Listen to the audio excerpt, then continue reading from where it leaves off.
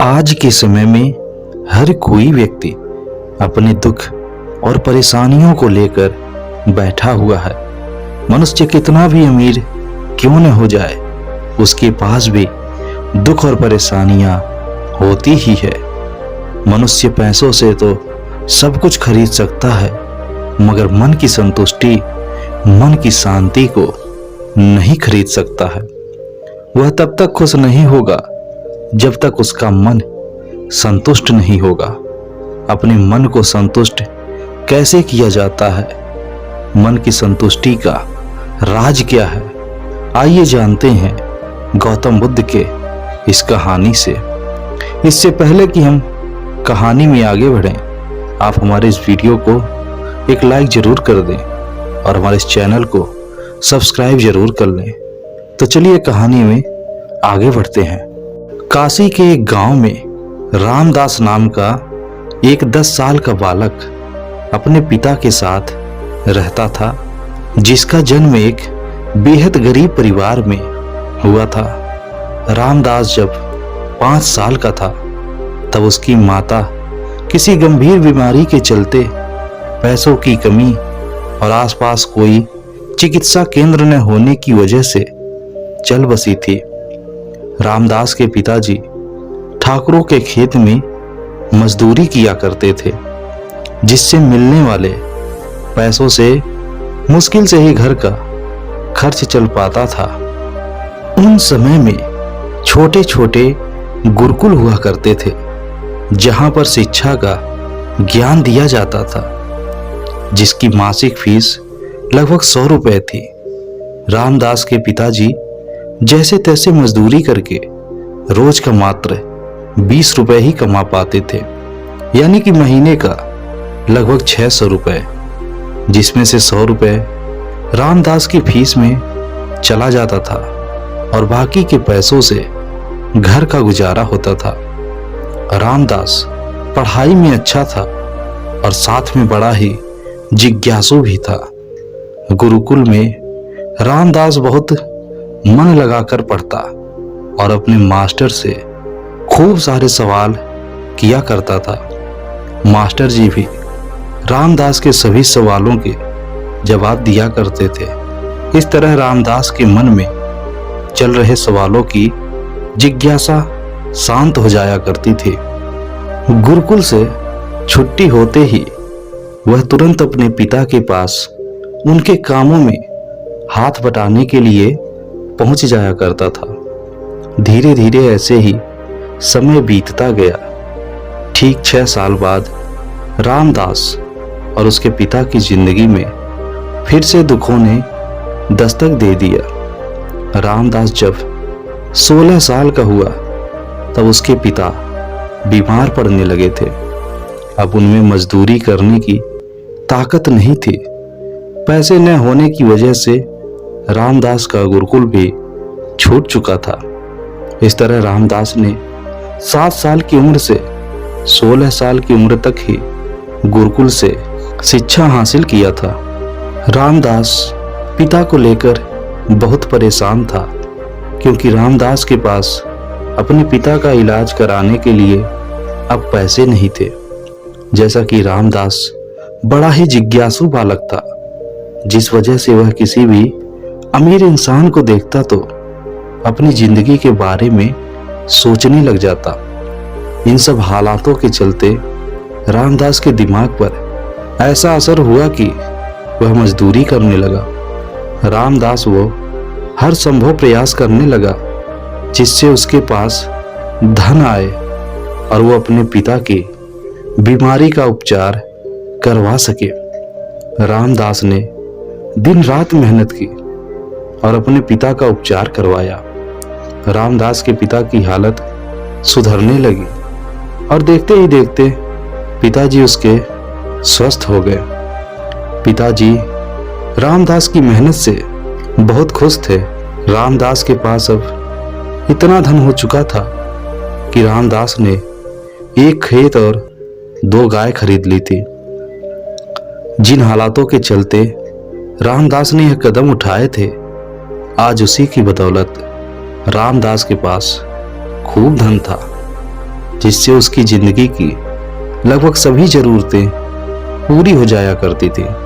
रामदास जिज्ञासु होने की वजह से बड़े बड़े धनवान लोगों की जिंदगी के बारे में जानने लगा, जिसका असर रामदास के दिमाग पर हुआ।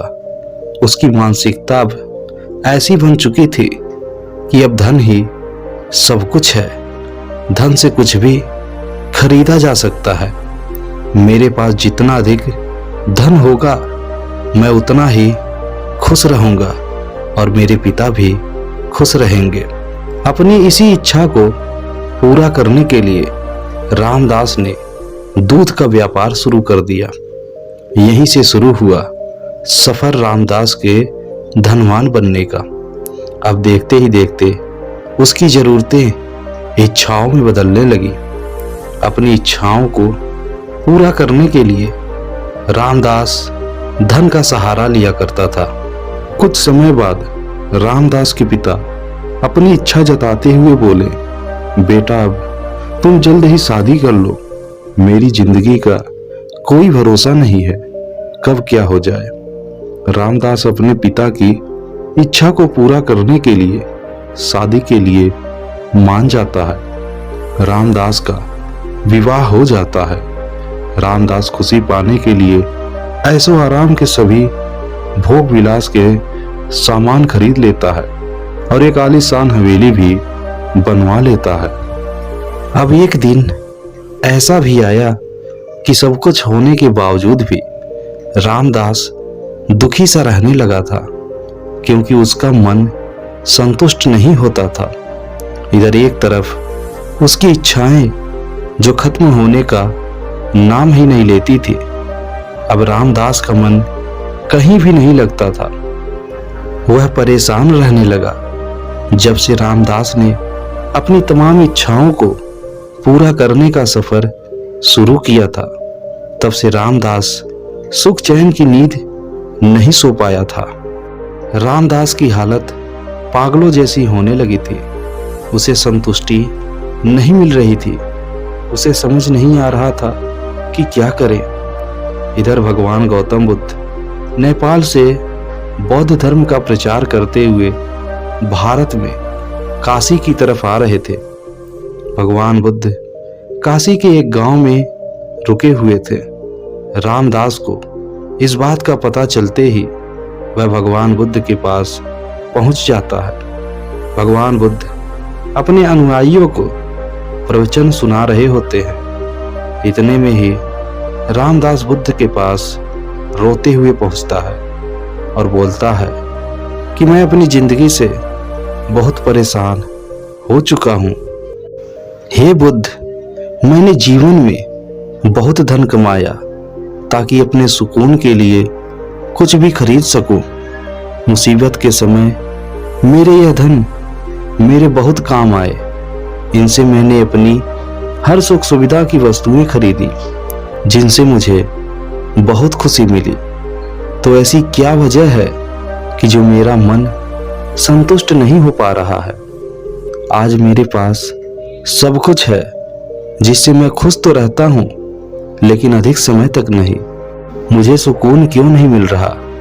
मन को शांति और संतुष्टि क्यों नहीं मिल रही जो मिलनी चाहिए?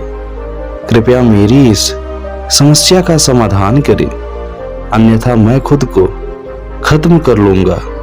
तब भगवान बुद्ध थोड़ा मुस्कुराते हुए कहते हैं, तुम्हारे दुख का कारण तुम्हारी असीमित इच्छाएं हैं। धन दौलत से तुम लंबे समय की खुशियां तो खरीद सकते हो, लेकिन सुकून की जिंदगी नहीं। धन से इंसान सुकून का एक पल भी नहीं खरीद सकता है। धन से तुम खुशियों का महल, मकबल के गद्दे और सोने चांदी से बनी चारपाइयां तो खरीद लोगे, लेकिन सुकून की नींद कभी नहीं खरीद सकते, क्योंकि यह धन से नहीं बल्कि ज्ञान से खरीदा जाता है।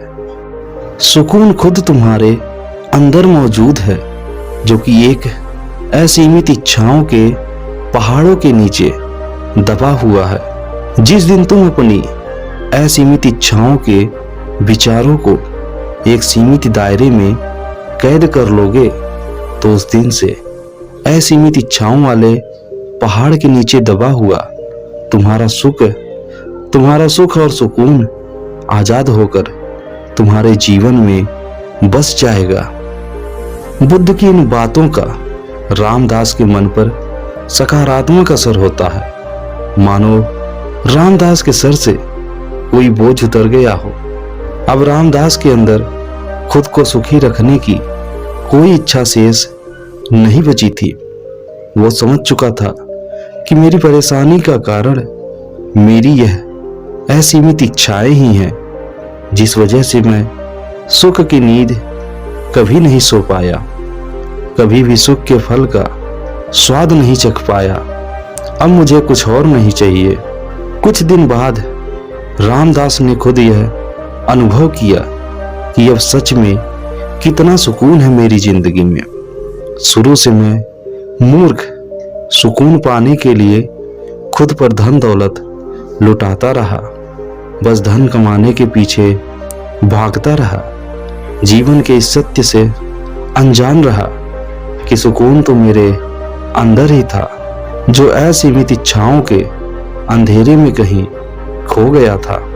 और आज मन से मैं बहुत हल्का महसूस कर रहा हूँ।